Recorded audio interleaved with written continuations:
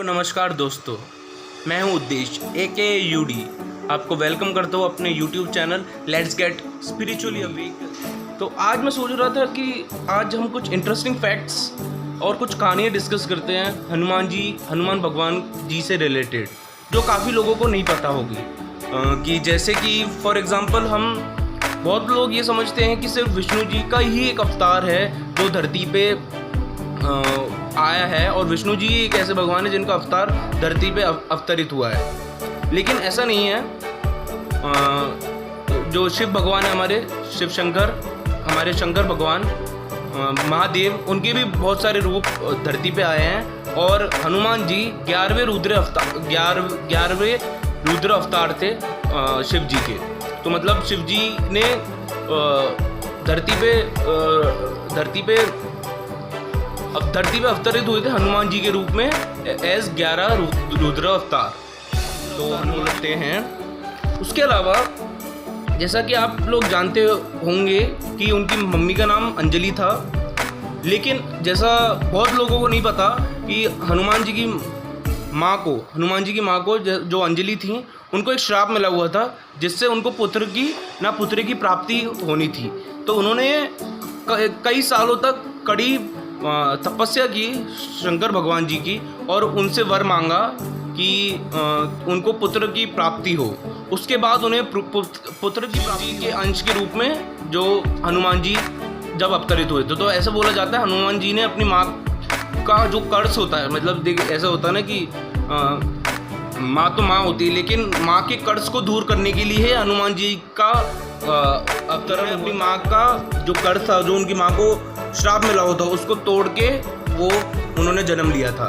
और बहुत लोग ये नहीं जानते कि हनुमान जी को हनुमान नाम जब वो 10-12 साल के 11 साल के थे, जब उन्हें ये नाम मिला था, उससे पहले उनको जो सबसे पहला अंजलि माता ने उनका नाम रखा था वो था मारुति। तो उनका सबसे पहला नेम या उनका रियल नेम मारुति था, जो काफ़ी लोग नहीं जानते हैं, अनभिज्ञ हैं उससे। और जैसा आप सब जानते हैं कि हनुमान जी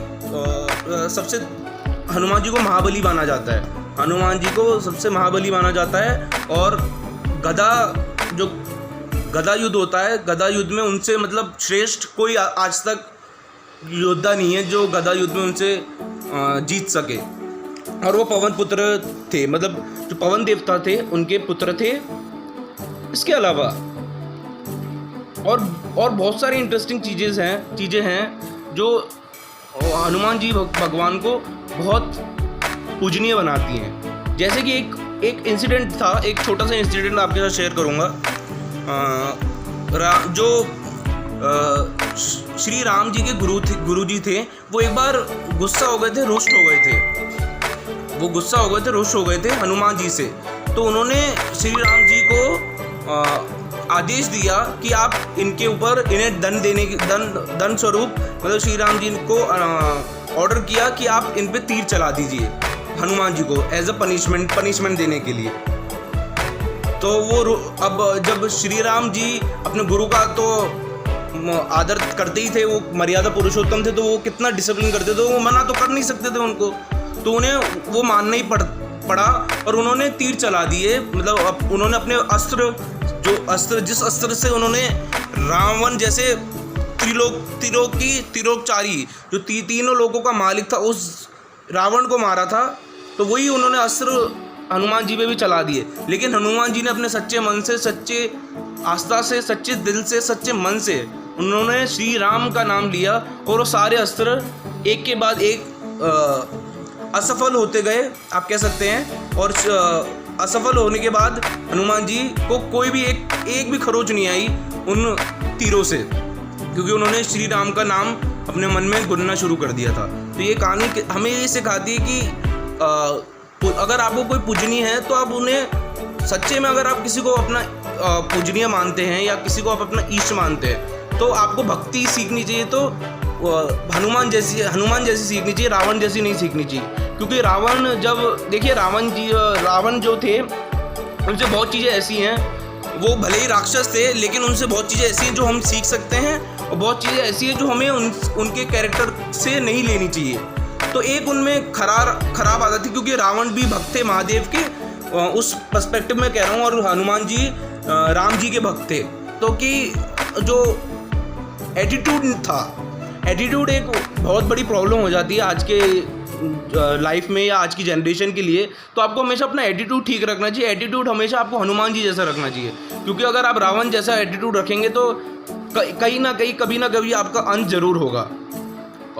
और जैसा आप जानते हैं कि रावण का अंत कितनी बुरी तरह से हुआ था, जब उनके अपने ने ही मतलब उनका राज खोल दिया था, और वहाँ फिर उनके नाभि पे तीर लग के उनकी मृत्यु हो गई थी। तो बिल्कुल कभी भी आपको घमंड नहीं होना चाहिए। आप किसी से श्रद्धा, किसी के ऊपर किसी की भक्ति करते हैं तो आपको कभी भी घमंड नहीं होना चाहिए कि आप उस भगवान की या उस देव की या किसी भी चीज़ की भगवान की भक्ति कर रहे हैं या अपने ईष्ट को पूज रहे हैं, जो हनुमान जी कभी नहीं करते थे। वो हमेशा राम जी के सबसे बड़े मतलब भक्तों में सबसे पहला नाम अगर लिया भी जाए तो हनुमान जी का ही लिया जाता है, क्योंकि वो सच्चे भक्त थे और उनको कोई घमंड को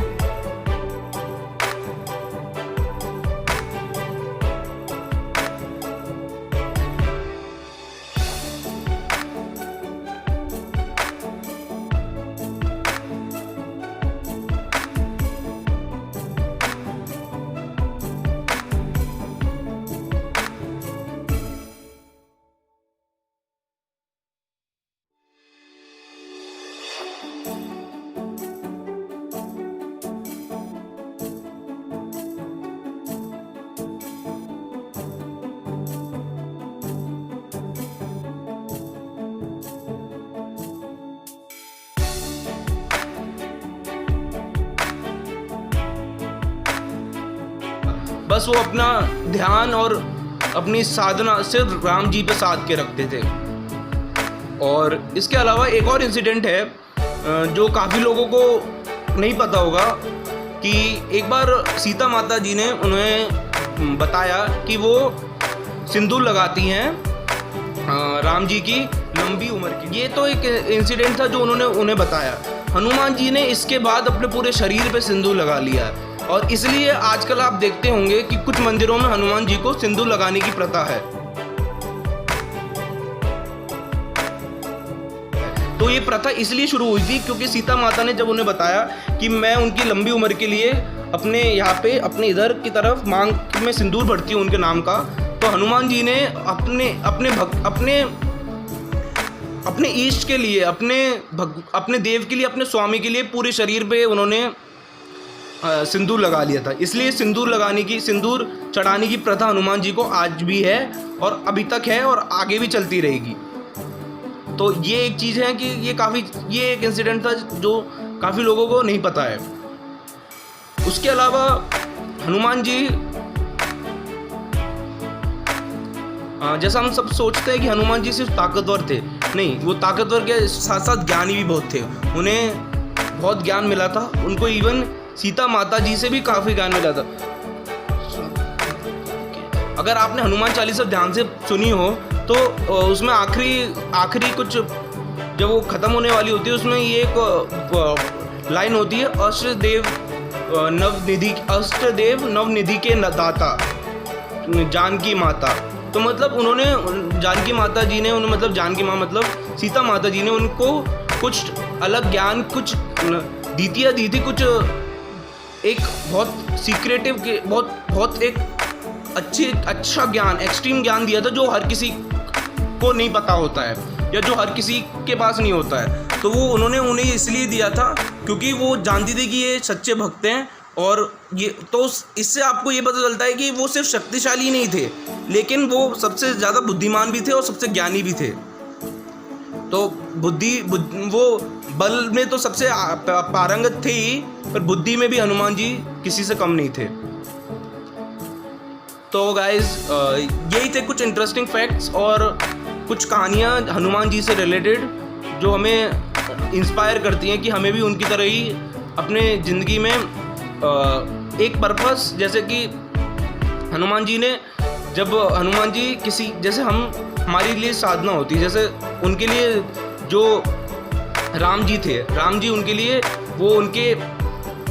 लिए वो पूजनीय थे, तो वैसे ही हमारे लिए भी हमारी लाइफ में बहुत लोग पूजनीय होते हैं। हमारे माता पिता, हमारे बड़े भाई, हमारे बड़े बहन या हमारे कोई भी चीज़ लाइफ पे पर्पस में, तो वो हमें पर्पसफुली करनी चाहिए और हमें अपना ध्यान केंद्रित करना चाहिए।